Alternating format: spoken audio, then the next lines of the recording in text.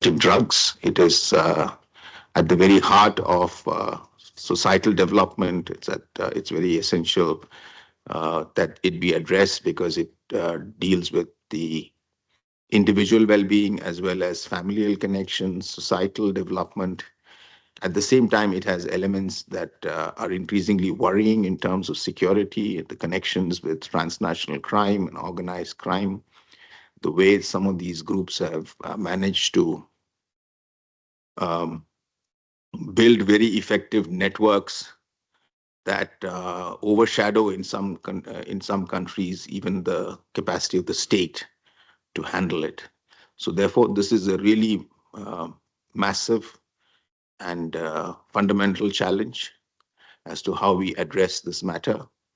There is no one way to deal with it. There is no way that any one entity or group of people can deal with it.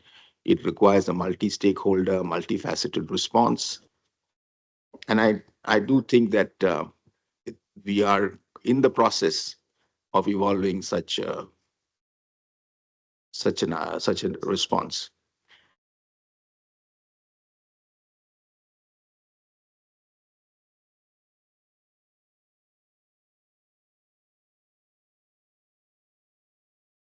Before you flag your question, it would be very useful if you could just very briefly, in a line or two, tell me where you're from and what sort of issues fundamentally preoccupy you. Thank you.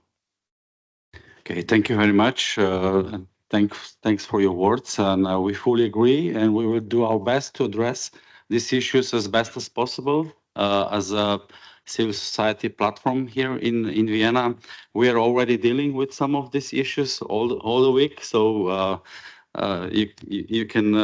you probably have already information that we solved some issues quite well in a positive spirit until now already. And we will keep doing this together in collaboration with you and your secretariat. So thank you very much. So let's start with the questions.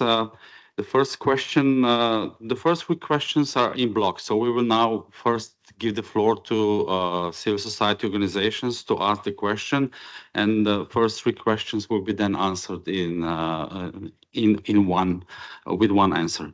So please, Christina, the floor is yours.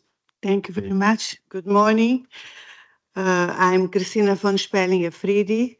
I'm founder and chair of Karim Khan Afridi Welfare Foundation, working in Pakistan for the past decade on drug prevention among the youth.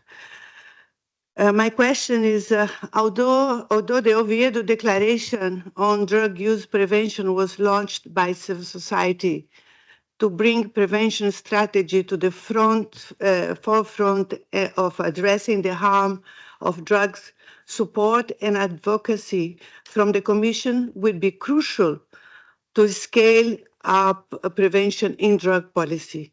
Would the CND be forthcoming in extending its support to making prevention become a higher priority in national drugs policies?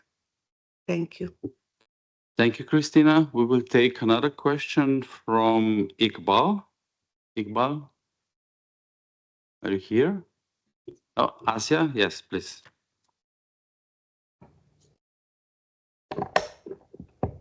Thank you very much, Mr. Chair. The second question is like, what specific actions in the CND taking to advance comprehensive program that address drug prevention, treatment, and harm reduction? Thank you. Okay, thank you very much. And then we have also a third question before Mr. Chair will answer all three of them. And it's from Turkish Green Crescent. So please. Thank you very much. I am Hüseyin Haydanuroğlu from Turkish Green Crescent. I am a board member of that organization.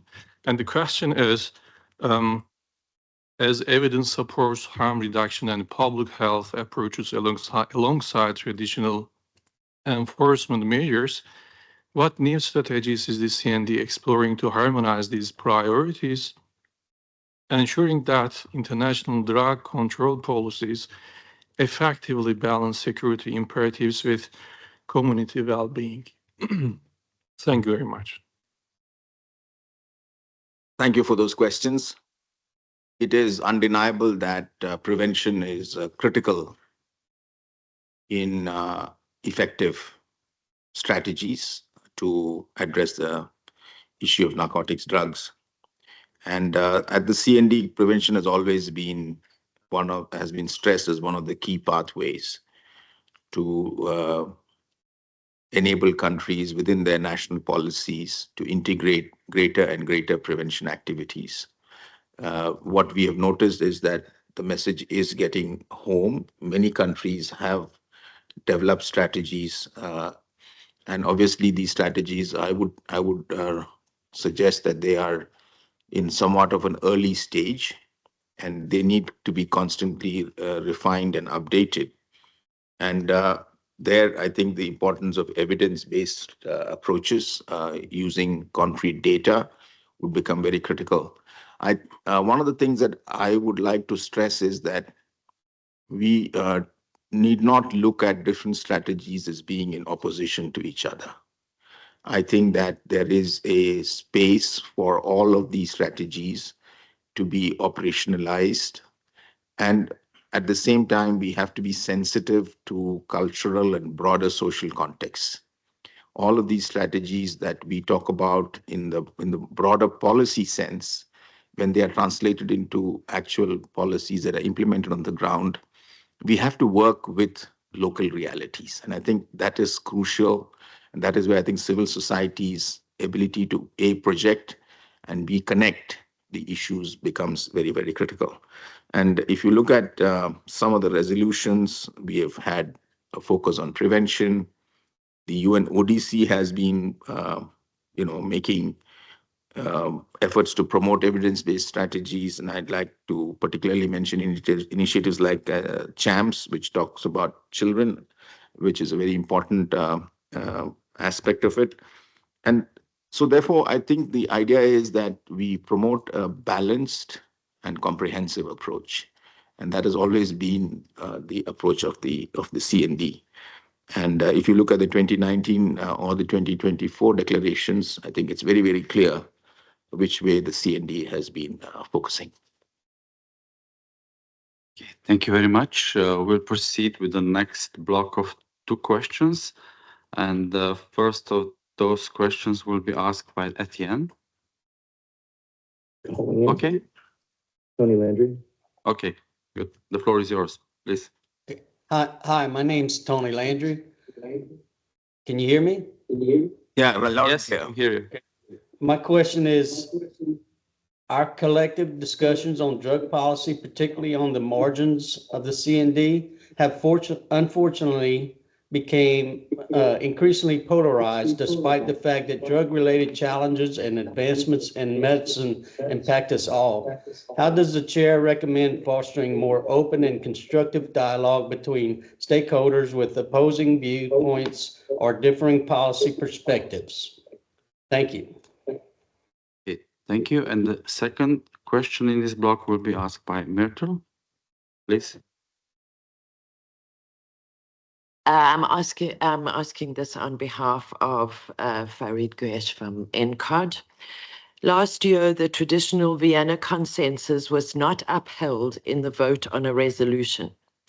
In your view, does this indicate a potential shift in future policymaking?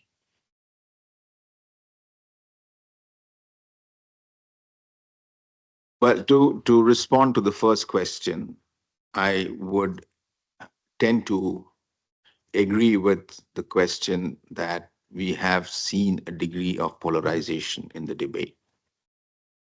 But I don't sense this becoming to a point where people are unable to reconcile their perspectives and understand each other politically.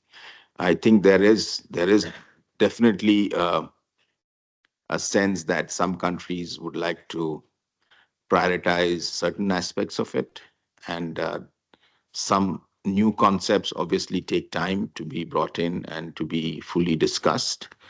I think the CND has always been a platform for inclusive dialogue. I think that is one of the things that you would have noticed. And not just in terms of conversations among the representatives of the governments, but also in terms of bringing in civil society voices. I think that is another thing that I think is valuable, is that civil society can also contribute to bridging some of these polarizing narratives by trying to work with different communities. And I think as long as we are able to uphold the functionality and the integrity of the international drug control architecture, bring in as many diverse voices as we can, we should be able to handle differences of opinion or different approaches. So while I recognize that there is a degree of polarization that has crept in, I would evaluate it as, in a sense, a degree is still, in a way, a healthy degree of debate is necessary. And I don't see it as something that we should discourage. We need to bridge these differences through informed debate and evidence-based and data-based solutions. Thematic discussions are providing useful opportunities to present scientific data, to exchange good practices, and explore solutions grounded in health, human rights, and sustainable development. And we've seen that side events at the margins of CND sessions create a lot of good informal space for these sort of exchanges. So as a chair, the effort has been to encourage all stakeholders to engage in discussions in a spirit of cooperation. I stress that even in my opening statement, that we have to try to get consensus, however difficult it may be. Consensus is not always easy. It is sometimes very elusive, but it should be the effort. And if a decision is taken to to move towards move away from consensus, then that has to be the last resort. And that cannot be a very easy decision. We have to explore all possibilities. And so that links to the question that was asked about the breakdown of consensus on a resolution last year, whether it reflects a fundamental shift. There may be multiple reasons why an intergovernmental mechanism does not agree on a resolution by consensus. Some of the issues may not actually be directly linked to the resolution itself. So therefore, I would not overrate the fact that we had a vote on the resolution. We might have votes on resolutions this year as well. I would think that we should revert back. We should try and revert back to consensus. But if there are, issues that come up due to various developments worldwide, etc., we should be able to evaluate them in the right perspective and not regard it as a breakdown in the essential nature of the CND as a consensus-based forum. Thank you very much. We'll proceed to question number 3, which will be asked by Kitty. Thank you, Mr. Chair. Sorry. Yeah. Instead of Kitty, my name is Diego Garcia from Open Society Foundations. Our question is related on to how the Commission plans to coordinate with the WHO to ensure that the CND member states are duly informed about the WHO's recommendations on COCA classification. What measures will be taken to facilitate that well-informed voting process? Thank you. What I believe is happening on that is that the CND, as you know, is fully committed to informed and transparent decision-making on substance scheduling. And the process for considering scheduling recommendations is very well established. And this is drawn from the 3 international drug conventions. The Secretariat to the Commission, acting on behalf of the Secretary General, ensures that member states receive timely information on recommendations and contributions from other member states. And the Secretariat organizes briefings and facilitates the participation of WHO experts in the Commission's meetings. You would have noticed that the WHO was present throughout our session yesterday. And once the WHO Director General informs the CND of the outcome of the critical review, the Commission follows the established procedure. And the CND ensures that the members are fully informed and in a position to make well-founded decisions. If you notice the decisions yesterday, nearly all of the members voted to go ahead with the scheduling. So we had one or two delegations who had probably not completed the internal procedures, etc. So the process seems to be functioning fairly well. Okay, thank you very much. We'll proceed to the next question, and please introduce yourself shortly so the chair can have this key information about your background and your organization. So please, Shane, the floor is yours.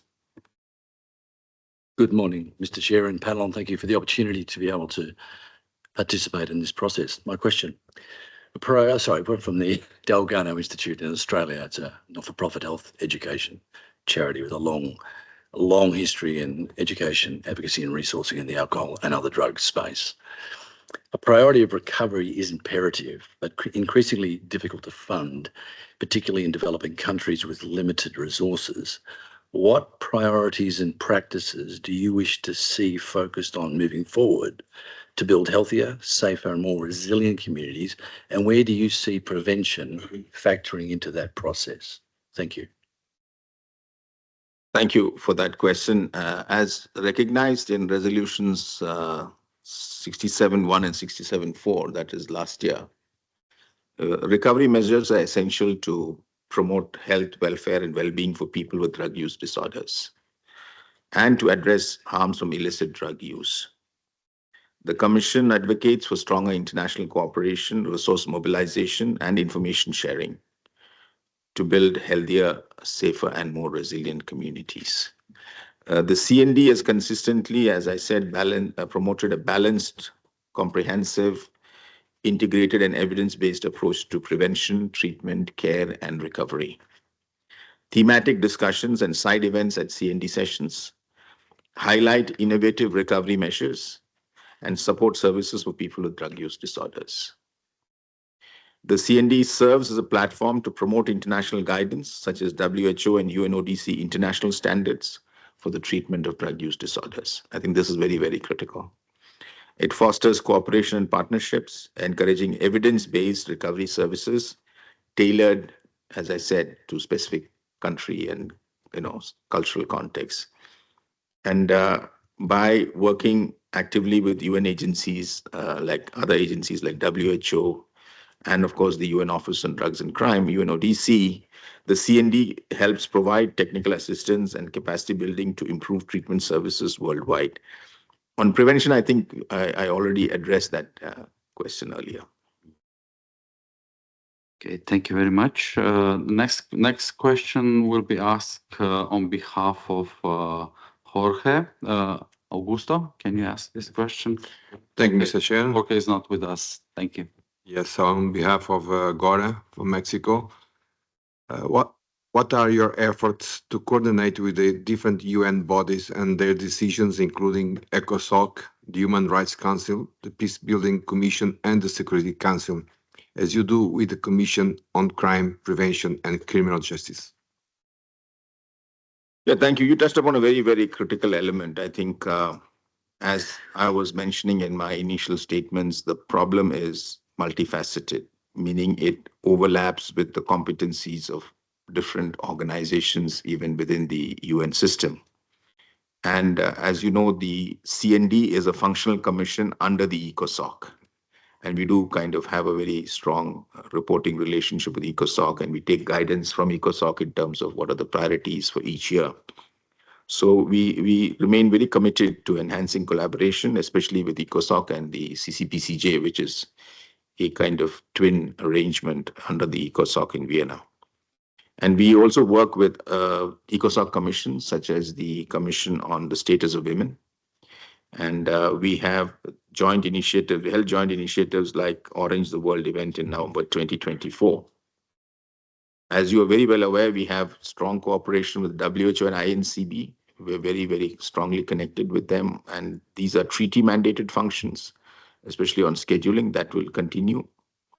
And we would constantly seek to have that very strong scientific input into the decisions. And many UN entities have been taking part in CND meetings, and they continue to be actively articulating their views. And they also, I think, come in during the thematic discussions and to follow as a follow-up on the 2019 ministerial declaration.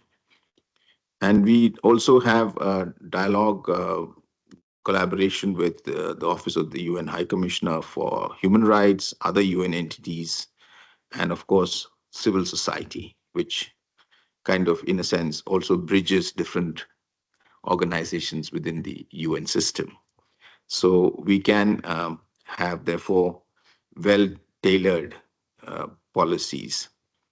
And if you recall, the 2016 UNGAS document, outcome document, also established the link between, emphasized the link between SDGs and addressing the world drug problem. And the CND's work is very strongly focused on SDG 3, health, as well as SDG 16, which relates to peace, justice, and strong institutions. And the Commission, in its work, is constantly assessing its contributions to the 2030 agenda. And the CND Chair actually submits an annual report to the high-level political forum on sustainable development in New York. And we also, the CND and the CCPCJ, organize high-level side events at the margins of the high-level political forum. And we have been actively in touch with the ECOSOC's coordination and management segments. We also have close ties with the General Assembly. The President of the General Assembly had addressed us in the opening session of the CND this week. So we really see ourselves as part of the broader UN process. And one of the elements that has come into greater focus in recent years is the need to look at how different UN organizations can work together. This is very now deeply, I would say, ingrained in the DNA of all UN organizations to try and find common ground and common activities with other agencies. Okay, thank you very much. The next question is coming from Azerbaijan, from Hello, my name is Pilur. I am from Azerbaijan. I represent Youth Anti-Drug Public Association. I have a question. What steps in the UN Commission on Narcotic Drug taken to expand the participation of civil society and non-governmental organizations, such as NGOs in Azerbaijan, in the development and implementation of international drug counter strategies? What mechanism can be strengthened to ensure more active NGOs' involvement in the global dialogue? Thank you very much for that question from Azerbaijan. It's good to see someone from Azerbaijan here. The Commission has long recognized the invaluable role that CSOs and non-governmental organizations play in implementing balanced, comprehensive, integrated, and evidence-based drug policies. And as you are well aware, in civil society, these concepts have evolved after considerable debate, and there is a very good degree of clarity as to what these words mean. These are not just conceptual frameworks, they actually have been translated into effective policy interventions. And the CND has been taking concrete steps to strengthen civil society organization engagement. And each year, hundreds of NGOs actively participate in the CND sessions, the Commission's annual session, regular session, as well as side events and thematic discussions. And I said, as chair, and I would emphasize the value of these discussions. And I would encourage you to also continue to try and come up with very high quality inputs so that you can enrich the process. We also have special events such as the Engaging Mind fireside chats on drug policy, ensuring that a wide range of perspectives contributed to the discussions in Vienna ahead of the 2024 high-level segment. And through the Vienna NGO Committee on Drugs, CSOs have also had this formal platform to share input, expertise, and contribute to policy discussions. My suggestion to civil society is that you should maximize impact through strategic actions and partnerships on the ground and translating policy decisions into tangible initiatives at the country level. And please utilize the platforms that the CND provides, the other UN bodies, and engage in discussions on lessons learned and experiences gained and share good practices. One of the things that we're trying to do this year is to, in a sense, bridge policy and practice.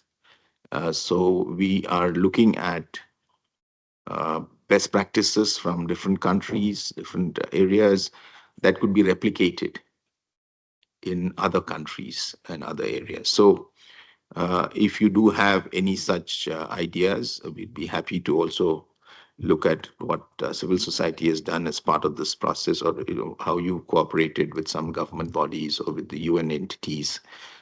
Something that has been really impactful and has impacted people's lives in a very positive way. If that could be highlighted, this could then be something that practitioners across the world could look at and say, hey, this happened in Azerbaijan or this happened in Peru. How do we take it forward in that same way? So I think we should see this as an ongoing process, as a CND, as an open platform. And we would hope that you would continue to come with rich insights based on your interactions at the ground level. Okay, thank you very much. And all NGOs in the field of drug policy, including from Azerbaijan, are more than welcome to join the Vienna NGOC and our processes and enrich our processes and collaboration with UN agencies. So this is also a contribution from us. Thank you. So next question it will be asked by Amnesty International. Chiara and Daniel, are you here? Good morning. I'm Chiara. I work for Amnesty International, and thank you for the opportunity for the dialogue today.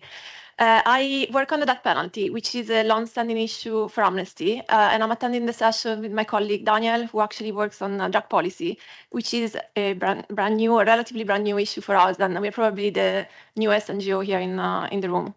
And we have moved in that direction as Amnesty because we have acknowledged the evidence and growing evidence of the negative impact of punitive drug policies on human rights.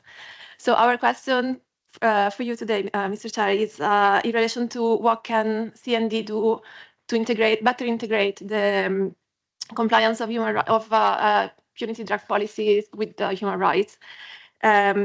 What measures can be implemented at the CND to ensure that human rights are a genuine baseline for scrutinizing the compliance of drug policies with international human rights law? Thank you. Thank you. One way of responding to your question is to say that the CND is a policy-making body with the prime responsibility for drug-related matters. And therefore, we try to identify policies and promote policies that not only address the challenges posed by drugs, but also safeguard and promote the health and well-being of all individuals and communities. In the 2019 Ministerial Declaration, and this was reaffirmed again in 2024 at the high-level declaration, we identified one of the key issues of concern, that responses that are not in conformity with the 3 international drug control conventions and are not in conformity with applicable international human rights obligations are a challenge to the implementation of joint commitments based on the principle of common and shared responsibility. And at the CND thematic discussions, we have discussed examples of proportional and effective criminal justice policies. You can consult the summaries of those meetings online and on the dedicated webpage created by the Secretariat. The CND is committed to continuing to foster constructive dialogue on this very important issue. And there is a recognition of the collective aspiration to ensure that drug policies not only mitigate the adverse effects of drug-related challenges on society, but also safeguard fundamental human rights principles and rights of all those affected by the drug problems. Thank you very much. We again have a block of two questions. So first, I would give the floor to both NGOs to ask a question. So first, I would like to ask Mohammed from Sri Lanka to ask a question. Thank you. My name is Mohammed Husni. I'm from Sri Lanka and from the Impact Voices, which is a social innovation intermediary that works on positive youth development and systems leadership among young professionals. My question for you, Chair, is in the past 6 months, our youth-led, globally coordinated efforts resulted in a global youth declaration that we launched yesterday here at CND, reflecting inputs from over 1,100 young people worldwide. And most importantly, in analyzing these contributions, we noted that meaningful youth engagement needs more than a seat, but it requires capacity building and active involvement as well. As CND guides international drug policy discussions, how can it encourage member states to invest in dedicated, structured, as well as most importantly, long-term programs that equip young people and emerging professionals with the skills, exposure, and experience needed to contribute effectively to policymaking and interventions? Thank you. Thank you. And the second question will be asked by Rebecca. Rebecca is online, so please, Rebecca, the floor is yours. Thank you so much. I'm gonna do the questions on behalf of my group. No, we don't hear you. Oh.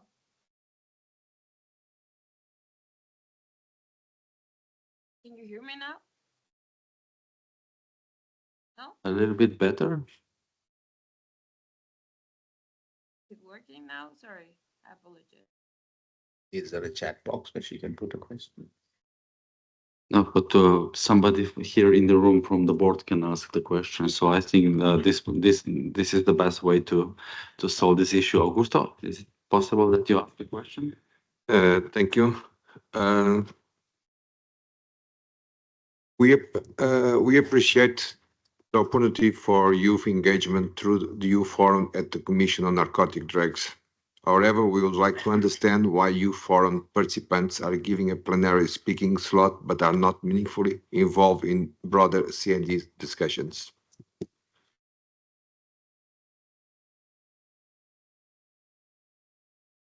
Thank you. Personally, I feel that the role of the youth in this policy area is extremely crucial. And it's good to see someone from Sri Lanka here, let me say, from one of the countries that is very close geographically to where I'm from in Kerala, in India, South India. Anyway, I think that we really have to continue to stress the critical input from youth. And in particular, the insights of the youth, the ability of the youth to look at innovative solutions, these I think are very valuable. And we would like to see greater youth participation, and we want to integrate your voices in the work of the CND. So let me just say that that is clearly the objective. And some resolutions, I think 63.4 in particular, emphasize the need for member states to integrate youth-focused strategies into national drug policies. So this is definitely something that's already a existing UN CND resolution. So we hope that this can be translated and youth organizations everywhere can flag this with their respective national governments. And the biggest forum that we've been trying to encourage in the CND is to have the platform like the Youth Forum where young advocates can present their policies directly to policymakers. I must say that the intervention yesterday was interesting, but I would use my 5 minutes a little less on general points and a little more on some more specific points of action. And I think some of the people who are not entirely youth might want to guide the youth, but we can't do it from the CND side. I mean, this is something, again, which talks about the need for intra-civil society dialogue. Some of you who have been youth activists in the past who recognize that this may be an issue because there's understandably a lot of enthusiasm in the youth to talk about the larger issues. But I would say the more effective interventions are the ones that go into some sort of specific issues. So can we have that little debate within the civil society for, let's say, next year to inform the youth forum better, so that that statement is, more impactful. This is just a personal suggestion from me as the chair. And we would hope that the youth will take very active part in side events. I was encouraged yesterday at the Peace Bell event. There were a lot of youth participants there. And the CND actually provides a very unique platform for them to listen into what is happening. And I hope that some of the youth forum representatives would spend time listening to other interventions also from various countries, from the NGOs, etc., so that this is not just a fact of the youth coming and saying their piece, but the youth also trying to understand, because these are issues that they will be dealing with tomorrow, and how they can make that transition much better if they listen to the challenges of today will be better addressed tomorrow if the youth look at it more actively. It's just my thought again. And the fireside chat format also, I think, featured young experts. So this, I think, is a good format too. And I would also encourage youth delegates, which I think some of it is happening, to engage with their national delegations also. I think it's important. Many of them have, many countries have very wide-ranging delegations, some of whom deal with issues that youth are very interested in. So that dialogue, and this is a forum where they should get hold of them, whether it's in the coffee shop or in the corridor. Buttonholing has its values in such large international gatherings. Um, and the question specifically about why the Youth Forum is given a plenary speaking slot but not involved in broader discussions. The speaking slot is involvement in the discussion. I think that one should recognize it. There is a process that is underway, and inputs that are given, like what comes from the Youth Forum, are taken seriously. I mean, it's not that it's just a speaking slot that is of less consequence. As I said, I would place a lot of value on that speaking slot, and on informal interactions, which are essential to all these large international meetings. What comes out at the end as a formal outcome is a result of many informal interactions. So I also would stress um, on that. And we have, I think this slot to the Youth Forum highlights the Commission's commitment, I would say strongly, to youth voices. And beyond the plenary, representatives, young representatives have been invited to observe and speak at thematic discussions. And at side events, we've noticed that youth participation has gone up significantly. This year, I am told that 17 events, side events, are youth-led or focus on youth-related topics, and this is a tripling from the previous year. So this is a very healthy thing. And we also have this partnership with the Vienna NGO committee, and that encourages young youth-led civil society organizations to participate. So the Commission, as I say, is very, very committed to creating and broadening opportunities for meaningful youth involvement. And this, we are cognizant that this is important for effective policies. Yeah, thank you very much. Just to let you know that Vienna NGOC has an ad hoc working group focusing on youth. So we try to do our best also to involve youth in our discussions. So, and we will try to continue also in the future. So the last question, again, we have a very good timing. So the last question will be asked by Myrtle. So please, the floor is yours. Thank you. My name is Myrtle Clark, and I'm from Johannesburg, South Africa. Fields of Green for All. I think our name says it all. Grassroots cannabis activism organization. Cannabis is an ancient plant that was only placed under international treaty control 100 years ago in 1925, in a world still dominated by colonization. Evidence is overwhelming that the basis for this inclusion by South Africa, Egypt, and Brazil was biased, unscientific, and driven by racism and colonial ideology. As chair of the CND, how do you reflect on the colonial legacy of international cannabis control? Thank you very much. I did have the occasion to spend 3 years in South Africa as a diplomat, so let me greet a fellow participant from Josie, as you say. Well, this is a very delicate question that you pose. And clearly, there are narratives that are taking hold on this larger issue. But the Commission itself is a formal setting, and it operates within the framework of the drug control conventions and other international instruments.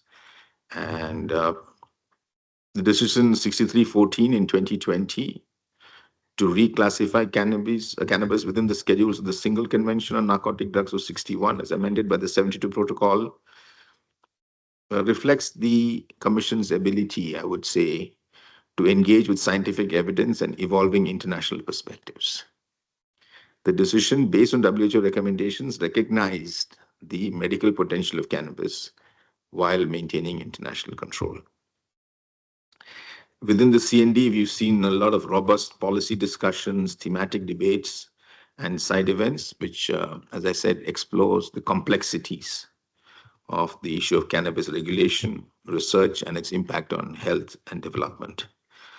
And we see the diversity of national approaches also on this matter. The Commission works closely with the World Health Organization and INCB on its treaty-mandated functions, particularly the scheduling of substances.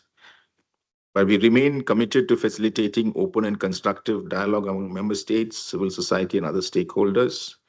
And by leveraging the scientific expertise of WHO on health and substance abuse, we promote policies that are informed by the best available evidence. I would say that there is a lot of conversations, especially among civil society, and I think these conversations will eventually, hopefully, lead to more considered discussions within national and international frameworks on this issue and issues that have had a certain historical background, which don't make it any less complicated. The fact that this has a historical background is a factor, and that is, I think, increasingly well recognized in the debate. Thank you very much. We come to the end of this informal dialogue. And thank you very much again, Mr. Chair, for your precious time. I know we know that you're in a hurry for the plenary at 10 o'clock, so thank you very much, and hope to. I really wish to continue this nice collaboration, constructive collaboration in the future as well. So we'll do our best from our side. Thank you very much, and namaste to all of you. Thank you.